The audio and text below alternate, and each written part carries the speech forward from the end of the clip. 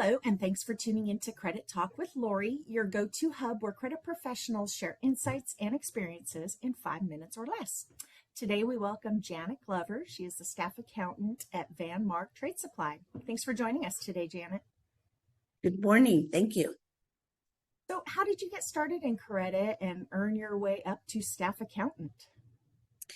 I started my way in credit when I started, I'm going to say probably nearly 20 years ago. I was brought in as a cleanup person for AR departments and for credit departments. I consulted quite a bit with different companies across the valley. And so with that, I gained strength and learned a lot from other credit managers. And just, started building up and just meeting people is basically how I started and getting into a lot of the credit stuff. So what about credit made you want to keep growing? Credit itself, I think, is more interesting. There's a lot involvement in looking at company background, looking at financial and analyzing the financials, all kinds of different ways to approve credit or give credit or deny credit. So I enjoy it as long as, and it goes in line with accounts receivable. So those go hand in hand together. So you like the variety? Yes. Yes. So you're a staff accountant now. Do you still deal with credit at all, or are you over everything? I maintain the back end of credit, like updating terms and conditions. The harder part of, writing a credit manual for the company, I still maintain that part of it. I don't directly deal with customers unless I'm asked to come in and evaluate a bigger company that's asking for credit.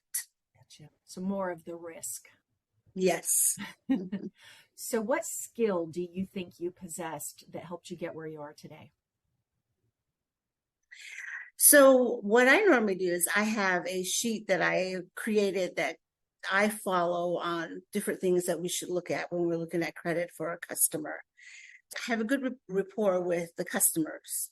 So the first thing is that I extend my hand out to the customer to make sure that, we're on the same page.